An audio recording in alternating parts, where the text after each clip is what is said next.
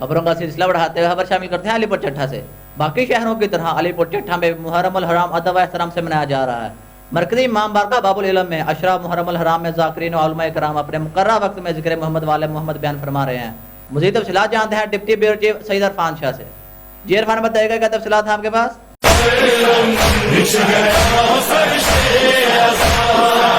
अर्श से आंसू बहाने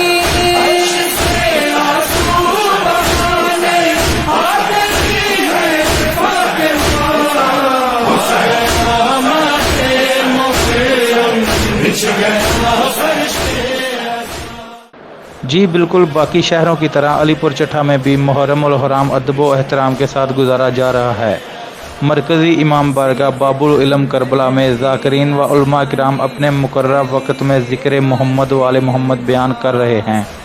बानियान इमाम बारगाह बाबुल इल्म करबला रिजवी बरादरान ने SM न्यूज़ से गुफ्तगू करते हुए कहा कि आज 5 मुहर्रम रात 10 बजे चौक शबाली में आलमी शोहरत याफ्ता नौहा ख्वान सैयद इरफान हैदर रिजवी ऑफ कराची मरकज़ी मातमी दस्ता दुआए ज़ाहरा में नौहा ख्वानी करेंगे।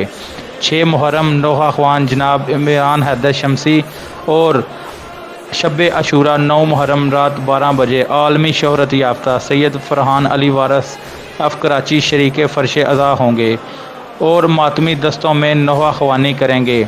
बानी अशरा जनाब सैयद रेहान अब्बास, सैयद दानिश अब्बास, सैयद हमाद अली रिजवी ने SM न्यूज़ से गुफ्तगू करते हुए कहा कि हम इंतज़ामिया थाना अलीपुर चट्ठा के बेहद शुक्रगुजार हैं जो दिन रात तमाम मजालिस व जुलूसों में बेहतरीन ड्यूटी सर अंजाम दे रहे हैं। जी बहुत शुक्रिया इरफान हमें तफ़सीलात आगाह करने के लिए।